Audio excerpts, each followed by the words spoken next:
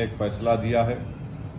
अब ये बात तो वाज़ेह हो चुकी है कि बीजेपी को अभी काउंटिंग चल रही है, ऐसा लगता है कि उनके पास मैजिक नंबर नहीं आएगा जो 272 का नंबर है। और ये इस बात का ये इसलिए नतीजा आया क्योंकि 10 साल में बीजेपी ने जो नफ़रत की सियासत की थी उससे आज लोग तंग आ चुके हैं।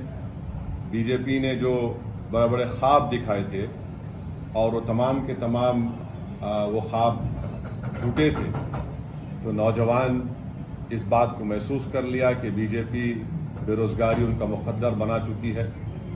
किसान परेशान था, दलित और ख़ास तौर से जो लोग संविधान को चाहने वाले हैं वो इस बात को महसूस कर चुके थे कि मोदी ने जो 400 पार की बात की वो सिर्फ बाबा साहब अम्बेडकर के संविधान को ख़त्म करने के लिए की है।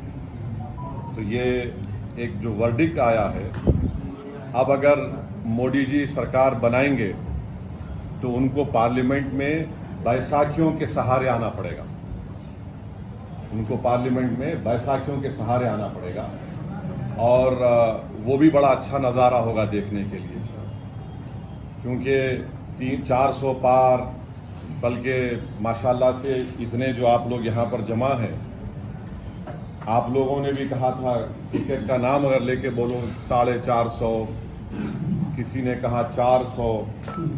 तो अंग्रेजी में एक कहावत है, you will have to eat the crow now, माने आपको कौवा खाना पड़ेगा। तो अब नहीं मालूम खाएंगे नहीं खाएंगे, मगर कहावत है। किसी एक माशाल्लाह एक साहब ने तो जो बड़े अपने आप को माहिर कहते, उन्होंने कहा कि हैदराबाद हम नहीं जीतेंगे। खैर अल्लाह जो चाहता है वही होता है। तो तीसरी बात, अहम बात यह है कि अगर ऐसा मौका आता है कि देश के तीसरी मर्तबा प्रधानमंत्री वज़ीर आज़म नरेंद्र मोदी नहीं बनेंगे, अगर उसमें हमारी ज़रूरत पड़ी तो हम यकीनन उसमें साथ देंगे कि हमने एक पब्लिकली एक स्टैंड लिया है कि हम बीजेपी को रोकेंगे। और चौथी बात यह है कि हम नरेंद्र मोदी से ये बताना चाह रहे हैं कि आप देखो ये नतीजा क्यों आया।